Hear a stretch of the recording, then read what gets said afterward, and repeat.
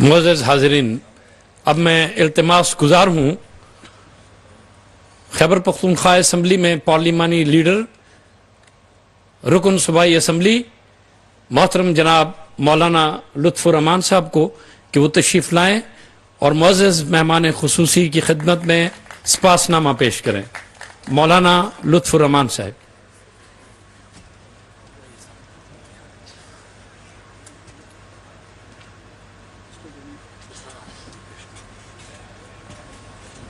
السلام علیکم۔ Thank you.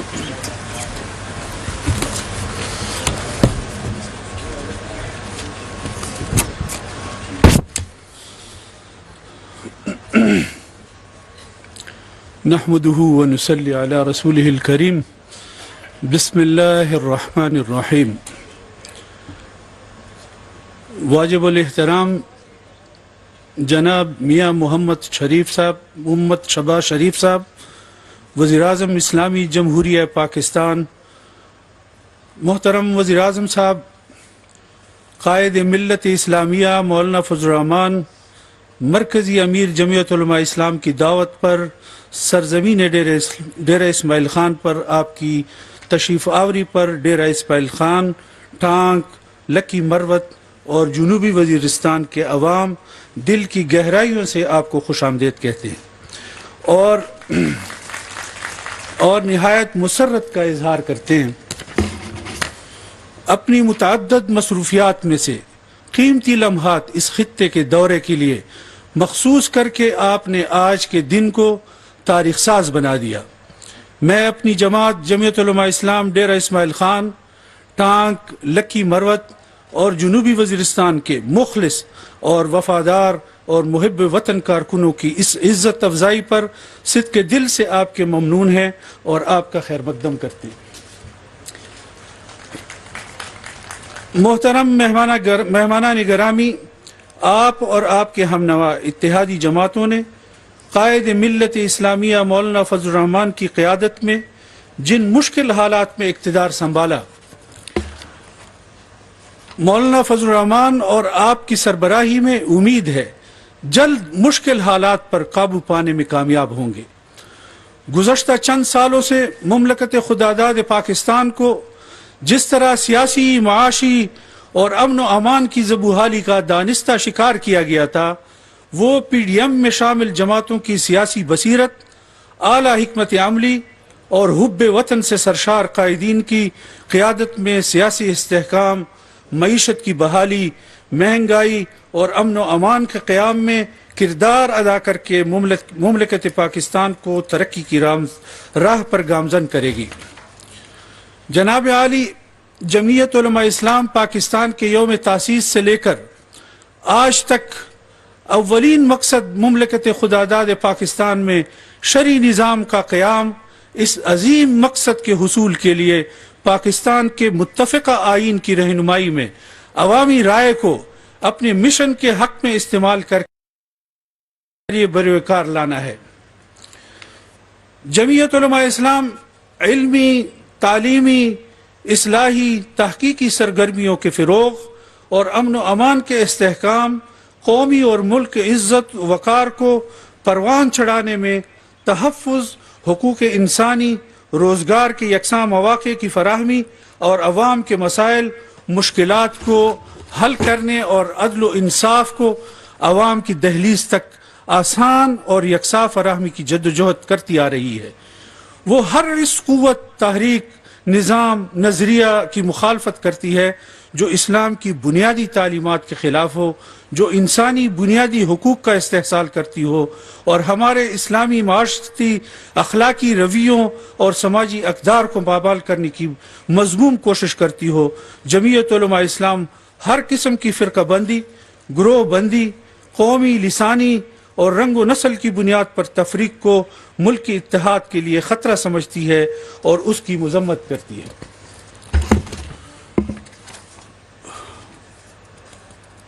اقدار اور سماجی رویوں کو پامال کرنے کی مذموم کوشش کی ہے، ان کا بھرپور مقابلہ کیا۔ اس اتحادی حکومت نے سود کے خاتمے کے لیے کے حوالے سے عدالتی فیصلے کے بعد اپیلیں واپس لے کر اس ناپاک سودی نظام کی جڑوں کو اکھاڑنے کا فیصلہ کیا ہے. اس پر آپ اور آپ کی حکومت میں شامل تمام جماعت تحسین کے مستحق ہیں. جمعیت علماء اسلام نے ہمیشہ دنیا بھر میں اپنی انسانی بنیادی حقوق کے لیے آواز بلند کرنے والی تحریکوں کی آواز میں اپنی آواز شامل کی ہے اور ان کی جدوجہد کو جائز سمجھتے ہوئے ان کو سلام پیش کرتی ہے. جمعیت علماء اسلام مذہبی، دینی، علمی، تعلیمی اور سیاسی اہمیت و خدمات سے تاریخ سے باخبر انسان چشم پوشی کی کبھی جرت نہیں کر سکتا. محترم وزیر اعظم صاحب، جمعیت علماء اسلام کی جہاں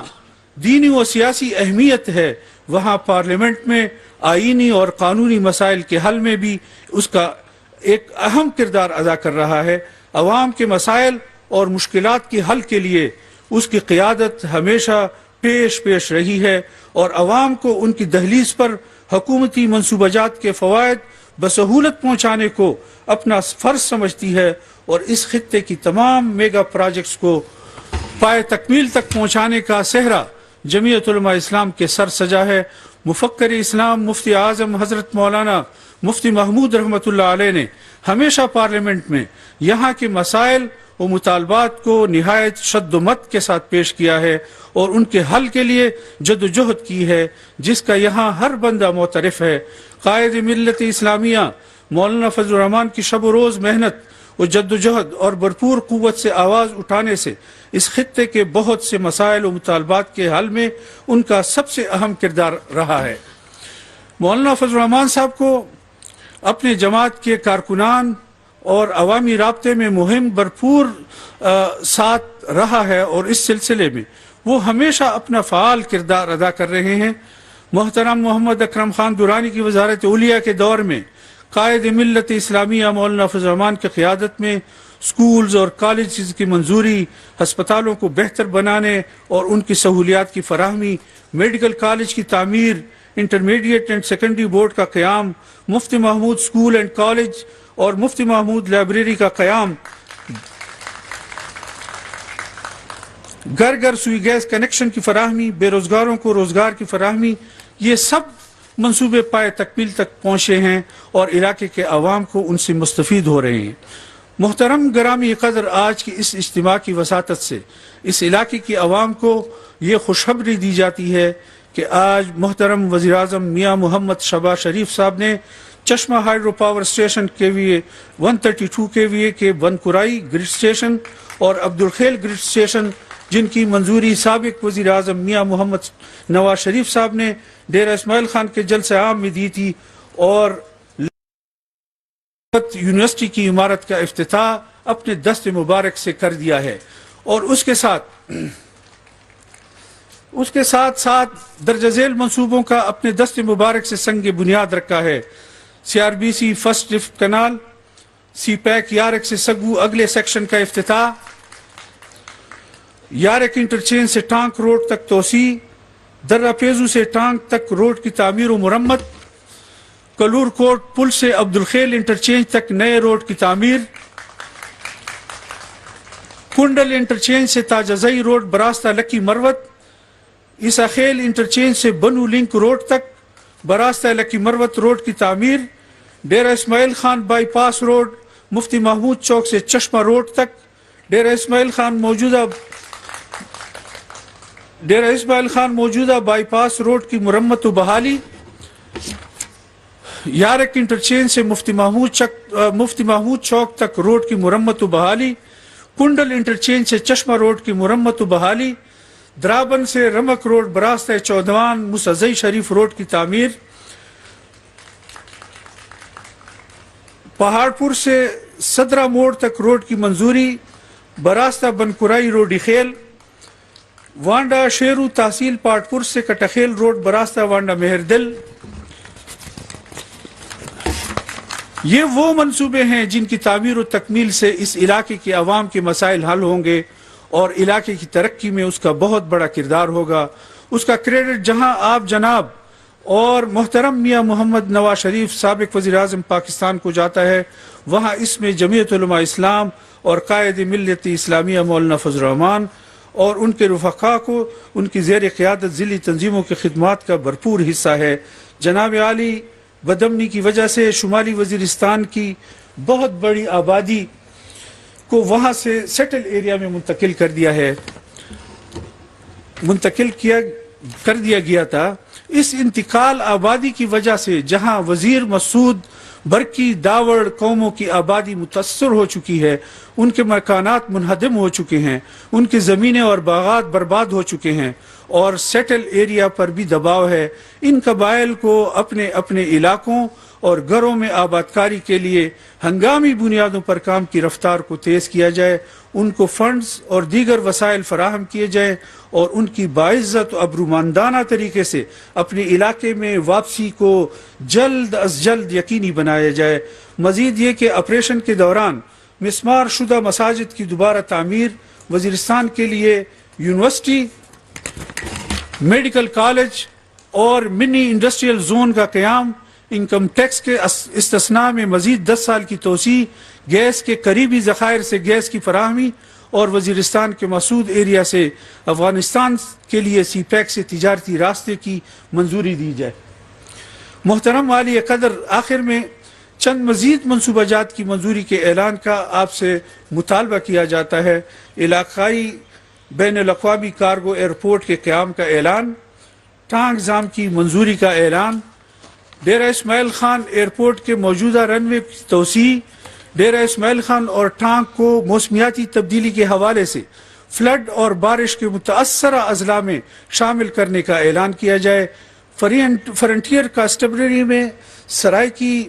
کی 2 میانی قوم ڈیرہ ٹانک کے لیے 1 اور ضلع ڈیرہ اسماعیل خان میں آباد مروت قوم کے لیے 1 پلاٹون کی منظوری کا اعلان کیا جائے۔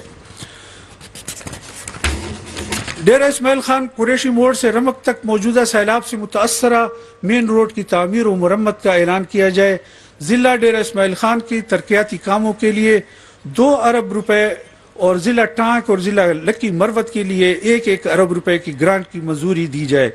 محترم وزیر اعظم صاحب، ایک بار پھر جمعیت علماء اسلام ضلع ڈیرہ اسماعیل خان،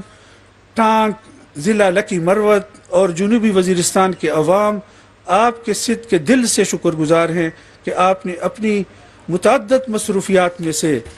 چند قیمتی لمحات ہمارے مسائل کے حل اور مطالبات کی منظوری کے لیے وقف کیے۔ اللہ تعالیٰ آپ کا حامی و ناصر ہو۔